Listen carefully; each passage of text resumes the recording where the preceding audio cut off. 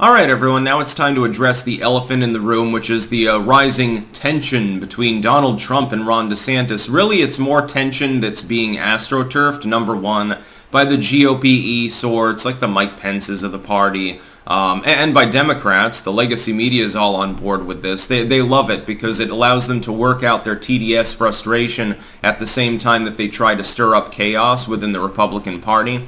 Here's what's happening. There are plenty of people who prefer Trump or DeSantis for organic reasons. That's all well and good. They can have that debate. There are certain things that Trump did well that DeSantis doesn't follow through with. There are things that DeSantis does well that Trump lacks on. They both have positive and negative qualities as prospective 24 candidates.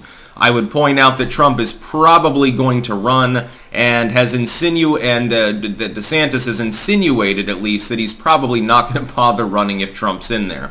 The slugfest that would result from that, while it would be very amusing, would really damage whoever ends up becoming nominee, probably Trump in my opinion. And then you'd end up going into a race with your candidate already pre-bludgeoned for the Democrats to use as a punching bag. It's not the greatest of strategies to have a loaded primary, when right now one of the main advantages for the GOP is that they can nominate someone fairly clean. Other than DeSantis, there's really no one who can match Trump in any meaningful manner. And if Trump doesn't run, DeSantis is the heir apparent. He's got something like a third of the party's support consolidated behind him. It would be really difficult for anyone to beat him in a primary process. Carrie Lake maybe would come to mind, depending on what happens in Arizona. She's got the rhetorical skill. She's closer to MAGA's core than DeSantis. I think wouldn't piss off Trump fans if she were to run. I'd be happy with that. Rand Paul would come to mind. He would be probably the fourth wheel of that particular vehicle of state. Here's my problem, though.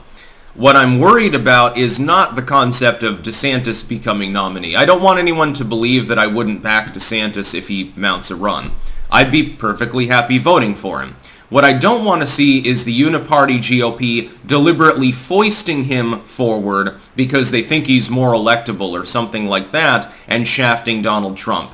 If Donald Trump runs, to be clear, I will support him. He will have my vote in the primaries. He would have my vote in a general. I don't even care if he comes in 10 points behind the Democrats and is obviously fated to lose without any ballot printer irregularities or anything. I just don't care. I will vote for him anyway as the most qualified candidate. I do not care. If Trump does not run, I am perfectly happy with several of the Republican possibilities. I wouldn't vote for Ted Cruz. To be clear, if the uniparty gets in like Liz Cheney or Jeb Bush, I'm not voting for them. I would be willing to vote for DeSantis. I like the dude. I think he's done a good job as governor. I think he should remain governor for longer before he mounts any presidential ambitions.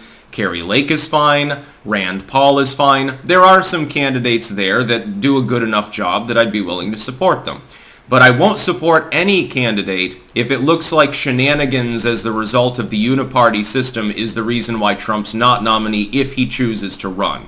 If he runs, he has my support. I suspect that he would probably win. What I suspect would then happen is that the uniparty will go crazy, and you'll see a bunch of Democrats funding various primary opponents. You'll see Mitch McConnell, Lindsey Graham, etc. refuse to support their presumptive nominee and instead back challengers in a primary that will get more and more messy. That I would have a problem with because it would mean that the Republicans had gone back to the bad old days of like the Bush-Obama era and completely thrown the coup. That's what would have happened. Donald Trump is eligible for another term. Trump is a technical incumbent. He's already served a term as president. He does have a unique set of skills that allowed him to win before when everyone thought that he was going to lose, and he's probably going to go up against either a non-incumbent Democrat or, possibly, I think that former is more likely, or a vegetable. Those are the opponents. Joe Biden, who can barely sit up at this point, is not capable of mounting a significant campaign. He'll be crowing about, imagine what Biden's campaign would be for 24. Well, we lost a historically low number of House seats during the midterms. That's basically it. Oh, and Orange Man Bad, of course. You got to throw that in. Can't run on the economy, crime, the border, etc., etc., etc. The biggest enemy of Trump, if he runs, will be his own party. It won't be Joe Biden. And if Joe Biden stands down, you have a non-incumbent, likely to be someone like Kamala Harris. Kamala Harris can't debate.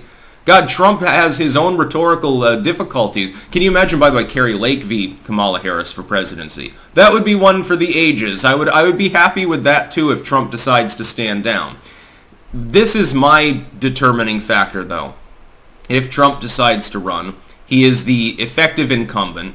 He's running to be Grover Cleveland 2.0, and it's just too juicy for me not to support him. I like what he did, generally, not always, but generally, as president before, and I think he would do a reasonably good job in a second term, so I would support him. If he does not run, I'm perfectly willing to support Ron DeSantis, although I have some misgivings about the Uniparty hailing him as the midterm victor and stuff. That part, I don't think that DeSantis is the one soliciting that. To be clear, I do not believe DeSantis himself is corrupt. In fact, he's basically Trump light.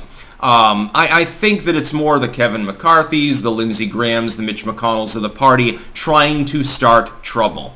Mitch McConnell does not want another Trump presidency. He knows he'll be out as Senate Majority Leader. At that point, it'd probably be Majority Leader. He wants that position.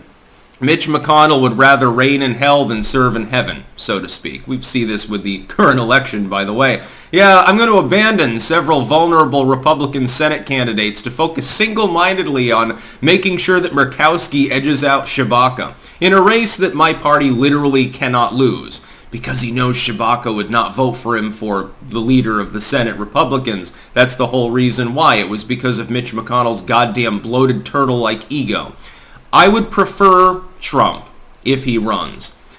He's going to be making an announcement in 3 days on the 15th. It's going to be a huge announcement of some sort. It is probably whether he is going to run for the presidency or not. He's going to let the Republicans that he backed have their airspace. He's busy talking on Truth Social. At that point, he makes his decision. If the decision is that he's running, I back him. If the decision is he is not running, then you're going to have a goddamn crowded field of Republicans eating one another up, and it'll be hilarious, and I'll be willing to potentially support the candidate. It depends on who it is. Again, Liz Cheney, Pompeo, Mike Pence, somebody like that, Ted Cruz. I ain't going to back him. I wouldn't back Ted Cruz even if Donald Trump endorsed him and he won the nomination. It's not within me. I don't have the capability of doing that. I'm sorry, but Ted Cruz to me is a useful idiot. He's an idiot, occasionally useful. I can't forgive him for the time that he decided to help end the filibuster that Rand Paul had started on the NSA spying bullshit. Just can't forgive him for that. That was years ago. I have a long memory. Unlike the Republicans that appear to have literally forgotten about 2016 and 2018 in order to declare Donald Trump and MAGA are dead. Very interesting times, by the way. So, as far as Trump v. DeSantis, I don't think there is a feud. I think that the Uniparty and a bunch of Democrats are astroturfing the idea of a feud to try to get DeSantis to run if Trump announces in a couple of days that he's going to be seeking another term as president. They're going to throw everything but the kitchen sink, and probably the kitchen sink too, against him if he decides to run, and I think it's a pretty good chance that he does. They're going to say, well, Trump is weak. He's responsible for the bad midterm showing. Please help us, Ron DeSantis. You're our only hope. That's going to be the AstroTurf. DeSantis may or may not even take the bait. Well, if he doesn't, then they'll just heap abuse on their own candidate, and it'll be quite something to see. You'll see the Uniparty in full action. That's about all. Peace out.